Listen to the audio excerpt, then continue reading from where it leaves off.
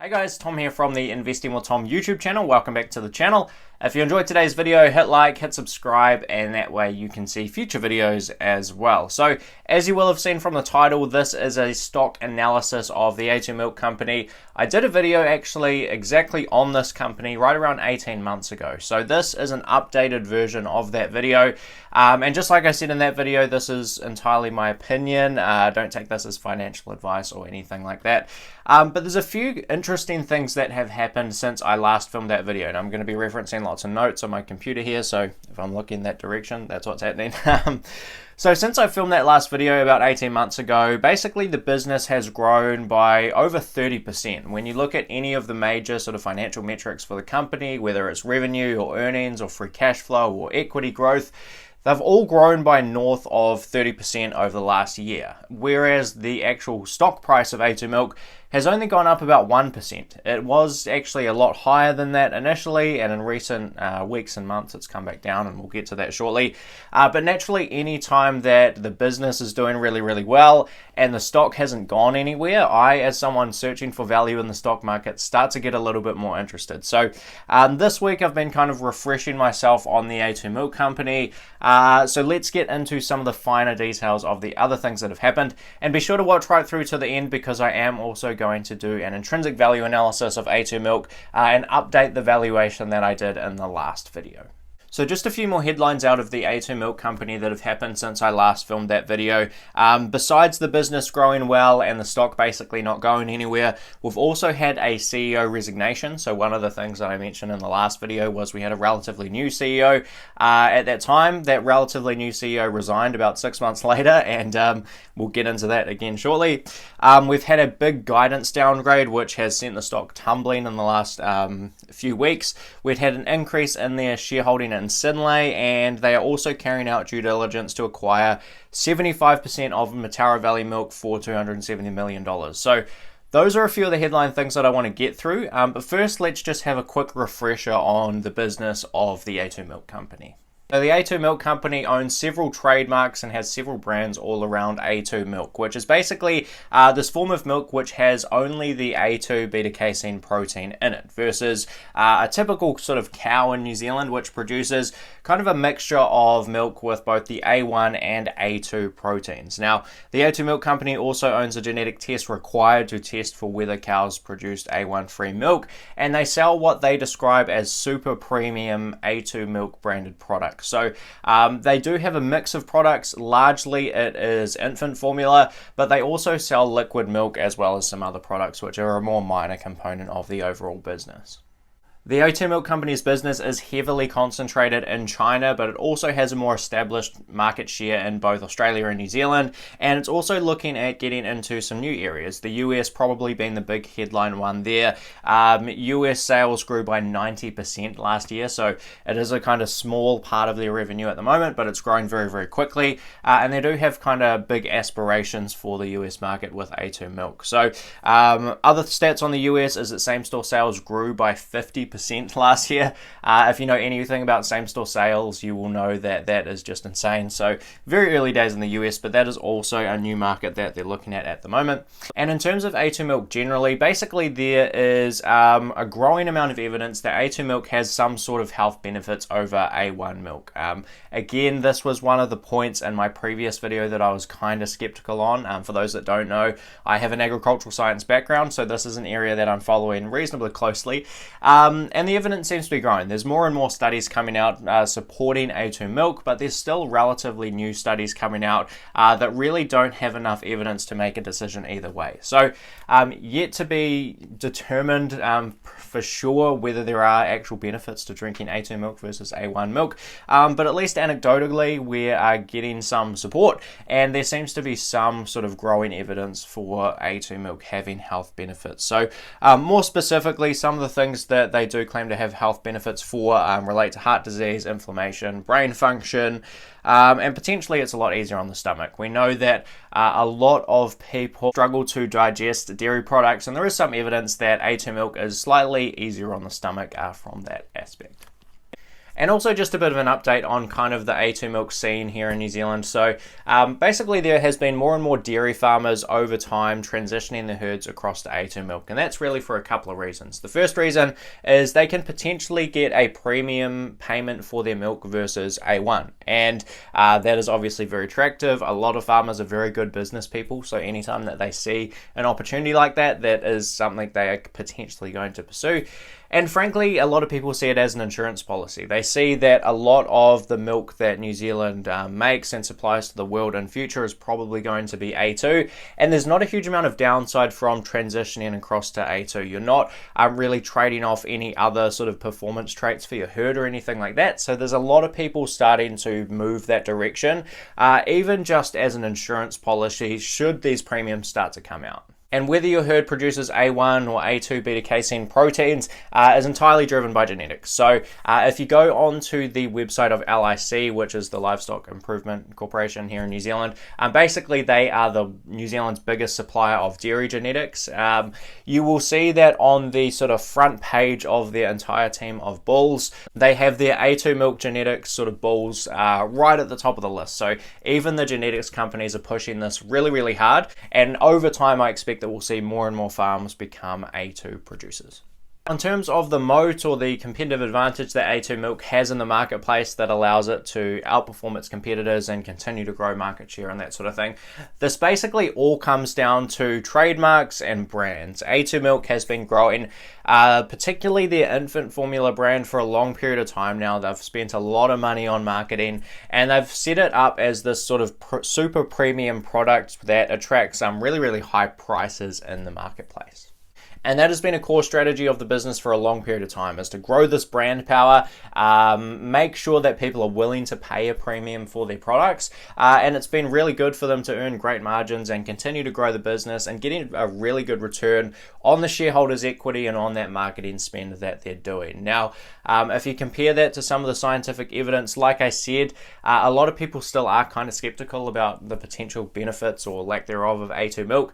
What I will say again, and something I said in the previous video, is that consumers don't necessarily buy their products based on science. I think one of the things that I brought up in the previous A2 milk analysis was this comparison against organics, and you know, if you look at organics in many different farm systems, particularly on say a sheep and beef farm here in New Zealand, the end product that you get out the gate with an organic farm versus a say conventional farm, in my opinion, is basically the same thing. Now, if you're looking at something like an organic free-range chicken producer versus a poultry producer that has a very different actual farm system inside a shed, for example, then you're getting a different product. But with a lot of things, you know, where farm systems, even conventional ones, are largely free-range and use very limited amounts of chemicals anyway, I don't think the product that you're getting out the other end is all that different.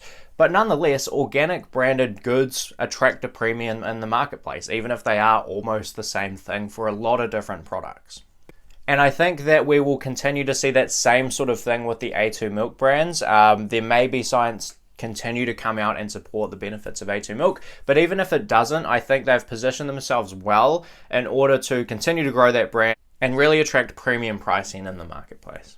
Now let's keep moving through our checklist of understanding the business, the moat, the management, and then eventually the valuation, and let's get into the management. This was again an area that I kind of flagged in the previous video as something we'll have to keep an eye on. At that time we had a brand new CEO, and the current interim CEO is a guy by the name of Jeff Babbage. Now Jeff is a legend. He has been at the A2 Milk Company since the very, very early days. And he took this from a non-profitable business, bringing in, you know, in the small amounts of millions of dollars. He was CEO for several years and grew it into a, you know, billion-dollar plus revenue business. So he has a long track record of success of managing the A2 Milk Company. Basically, a couple of years ago, he was looking to step down as CEO as he kind of got towards retirement age. But he's got the call up, he's put the boots back on, and he's now again at the helm of A2 Milk. But in the meantime, while that has happened and while Jeff has been running the business again, we've had a new CEO appointed that will start in early 2021. And that new CEO is a guy by the name of David Bortolussi. I'm sure I just butchered his name, but that's the new CEO who's starting in 2021, and he comes from a background that has a couple of strengths for the A2 Milk Company. So firstly, he's worked in several large businesses, many of them strongly focused around growing their brands and having that be kind of their key strategy to grow the business. And the other strength that he has is he has a history in mergers and acquisitions. Now, as we'll get to later, the A2 Milk Company has been making investments in a lot of the companies that supply milk to the business. So having that skill set within the company and having someone that understands capital allocation in order to make good returns for shareholders can definitely be a good thing. So again, he's going to be new to the business, so we'll certainly have to keep an eye on how he goes. But it's a promising background that seems, at least on the surface level, like a nice fit for the A2 Milk Company. Now, in terms of the actual performance of the management team and some of the business results coming out of the A2 Milk Company, it is hard to argue that these guys haven't absolutely smashed it out of the park. For a long period of time, they have had a huge return on equity. If you look through some of the numbers on Yahoo Finance, you're seeing around a 40% return on equity, which is basically about as good as it gets if you can sustain that over a long period of time. And we've seen that just fuel the growth year after year after year for the A2 Milk business. Now, the other thing that this team understands really, really well is the benefits of reinvesting in the business versus returning capital to shareholders. And that is an interesting kind of set of attributes to have in the New Zealand Stock Exchange. So for those that aren't from New Zealand and Australia, New Zealanders, for whatever reason, absolutely love to get paid a dividend. I think we've got a long history of many companies doing so. So anytime that you see a company basically retain all their capital and reinvest it for growth, like the A2 Milk Company has done, that can sometimes get a lot of criticism. You know, over the last couple of years, I've read several articles about, the success of A2 Milk Company and how well the business is doing. But there'll always be this comment somewhere towards the end by the writer of that article that says, but they're not yet paying a dividend or they're not yet returning money to shareholders. So to have a management team that understands the benefit of not paying that dividend and being able to weigh up the pros and cons of paying a dividend and just having that money disappear for the shareholders to take home versus reinvesting that in the business and growing the earnings power of the company, I think that's really rare in New Zealand, and I think it's great to see. In terms of a few final comments on the management team, they basically have a very conservative approach to managing their balance sheet. So they have right around $850 million in cash right now. They have no debt. They have this huge return on equity. They understand reinvesting in the business and growing it with kind of incremental capital investment. They have really useful conference calls. They, tell you everything pretty much straight, and it's really useful for understanding how the company is doing. So overall, in my opinion, the management team, although there's been some changes in actual people and behind the scenes, the performance has been spectacular, but it will certainly be something to keep an eye on moving forward. Now let's get into some of the more specific updates around what's happened since I filmed that last stock analysis video, and also let's talk through the recent decline in share price and some of the valuation work that I have done on A2 Milk in terms of trying to calculate intrinsic value and search for a margin of safety and all that sort of thing. So a couple of interesting updates in the last year or so. So firstly, the A2 Milk Company has increased their shareholding in synlait from 17.4% to 19.9%, and they're carrying out due diligence to acquire 75% of Mataura Valley Milk for $270 million. Now, both of these moves, in my opinion, are basically just securing supply for the A2 Milk Company. A2 Milk believes they have a very, very long runway for growth, and they have some potentially quite substantial growth coming up in the years ahead. So acquiring a higher ownership percentage in synlait and also looking to get more supply again from Mataura Valley Milk is simply a way of making sure that they have the supply of actual milk and product in order to meet those growth demands. So I don't have too much more to say on it other than that. I think it's great that they're being proactive in order to, try and find the supply and have the capacity there to grow into the future. It's great to see them being proactive with that, and that's kind of my thoughts on those two investments. So now let's get to the juicy stuff. So on the 28th of September 2020, A2 Milk came out with a fairly unexpected market announcement. Basically what they came out and said is they were downgrading their guidance for earnings. So the A2 Milk company does give some guidance to analysts and investors on what they expect their revenue and EBITDA margins to be over the next year. They basically came out and downgraded that. So if you take the midpoint of their guidance and EBITDA numbers, they basically said that they were expecting around 1.85 billion in revenue for next year, and they didn't specifically say an EBITDA number, but they gave an EBITDA margin. So if you do the maths, they were also coming out with a midpoint EBITDA of about $574 million.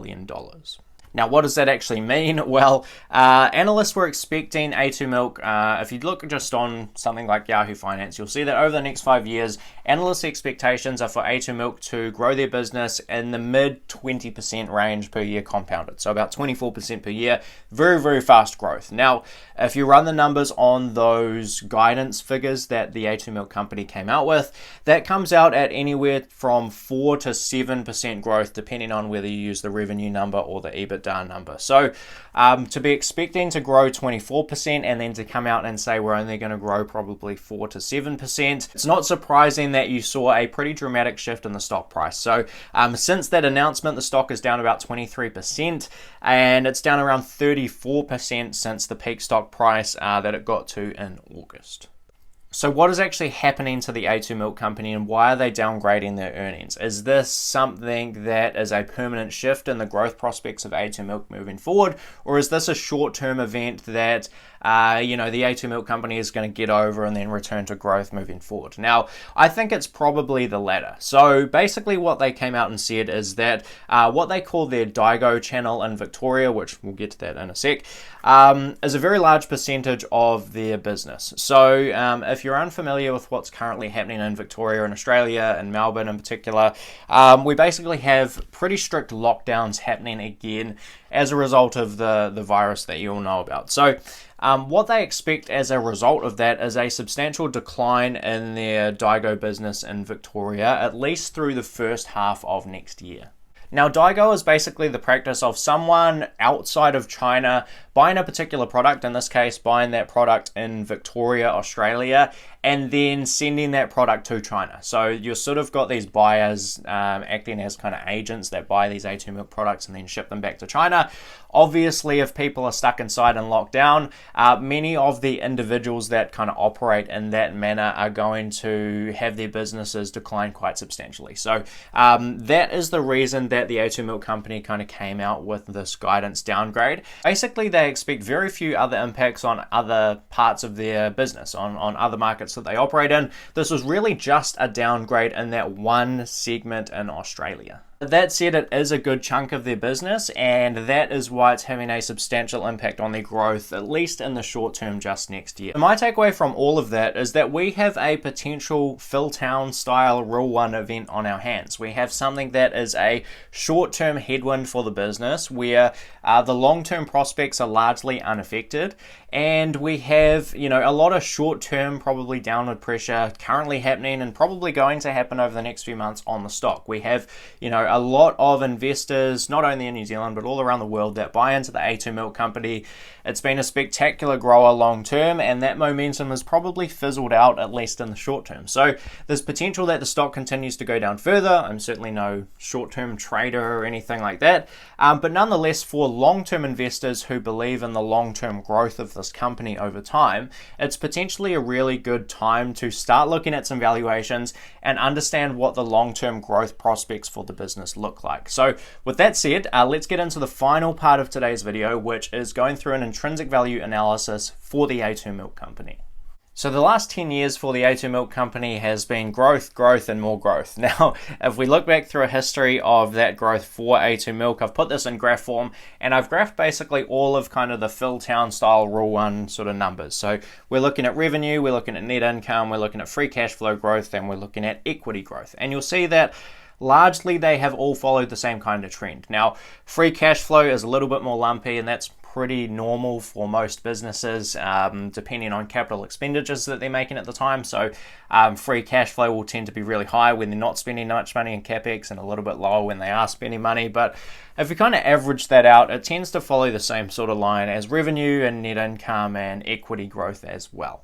And if you put that in a table, you will see that I've got 1 year, 3 year, 5 year, and 7 year compounded growth rates for each of these figures.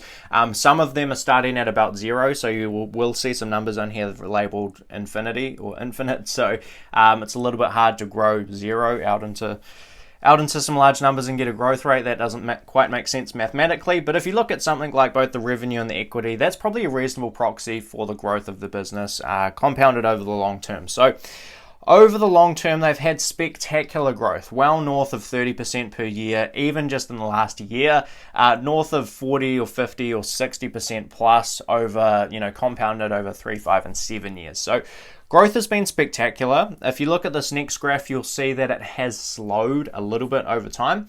But nonetheless, I still think they've got a long runway for growth, and it's probably quite reasonable to expect that, these high growth rates are achieved for at least a few more years out into the future. So let's run some numbers on a discounted cash flow. If you've watched my valuation videos, you'll know that this is kind of the style of valuation I like to use. And basically, these are the input numbers that I've got. So I'm using an analyst expected growth rate for the next 5 years of 24% per year. That is a very high growth rate, and that is one that you will see that if you change it up or down slightly, it has a large impact on your intrinsic value sort of final number. So be confident if you are looking to use that figure, and of course always buy with a margin of safety, in my opinion.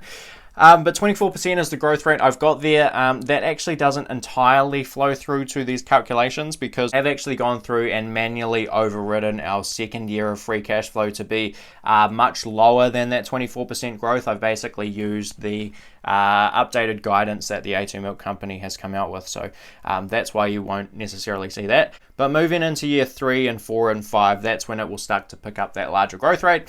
And then in years 6 to 10, I've used a 10% growth rate. So I don't necessarily think that A2 Milk is going to, in practice, grow at 24% and then have their growth rate drop to sort of 10% or anything like that. But I think that's a reasonable proxy for an, averaged out kind of long-term growth trajectory. In terms of my discount rate, 10% as usual. Terminal value, I've used 15 times free cash flow. That's kind of the upper limit of what I tend to use. And I've got last year's free cash flow in there as my kind of base to grow out into the future. So in terms of some of the numbers coming out, I'm getting an intrinsic enterprise value of a little under $12 billion with those numbers. If we compare that to the current enterprise value of about $9.7 billion, I get that we're currently at about a 19% discount to intrinsic value currently with the A2 Milk Company. Now, if we convert that across to share prices, that means that if we want a 30% margin of safety, the share price is going to have to drop another 13% or go to about $12.51. If we want a 40% margin of safety, we're looking at about $10.89, and a 50% margin of safety about $9.27. So currently the price is in the $14 range. It's heading towards this kind of margin of safety valuation, but it's probably not a buy for me personally quite just yet. And again, please don't take my numbers as gospel. Please don't make buy or sell decisions based on the info that I've just said. Do your own research and run your own numbers before you make a decision. So with all that said, that is my updated analysis on the A2 Milk Company. I do hope you enjoyed it a lot. I put a lot of effort into that video and putting all the numbers and things together. So if you did appreciate that, I would very much appreciate a like on the video. It definitely helps me out a lot. But that's all from me today, and I will see you in the next one. Cheers. Moat.